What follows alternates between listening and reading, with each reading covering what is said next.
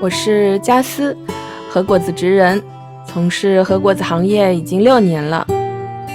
和果子有很多种类，比如大家都熟悉的铜锣烧属于烧果子，大福属于饼果子，琥珀糖就属于干果子，而今天要做的几款是和果子中最高等的上升果子，用白云豆沙为主要馅料制作而成。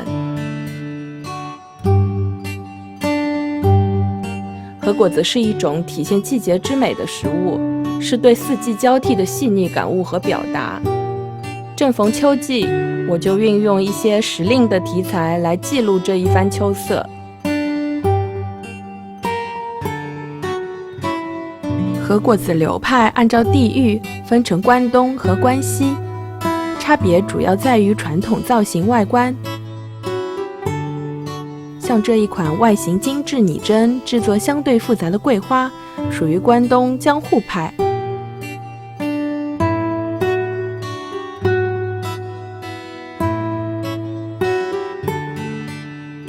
而这一款造型相对简约抽象的栗子，就归为以京都金果子为首的关西派了。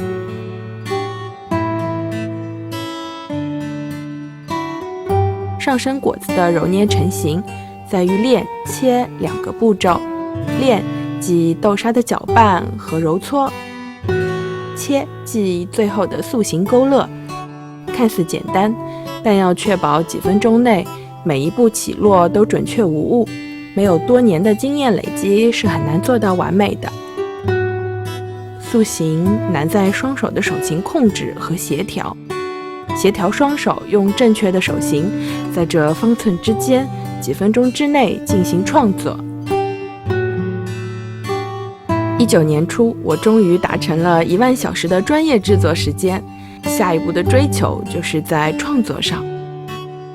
每年相同主题的茶会果子，我都会强制自己做出不一样的作品，从无重复。和果子其实是日本茶道衍生出来的茶点，一直以来它都是依附着茶道而存在的。上升果子的甘甜绵软，是需要配着清苦抹茶慢慢体会的。一枚果子，一碗茶，唇齿间的甘甜不断在提醒自己要专注当下，珍视每一个瞬间。今天品尝的这份感动过去了也就过去了，时光一去不复返，这也是茶道不断强调的一期一会的意义。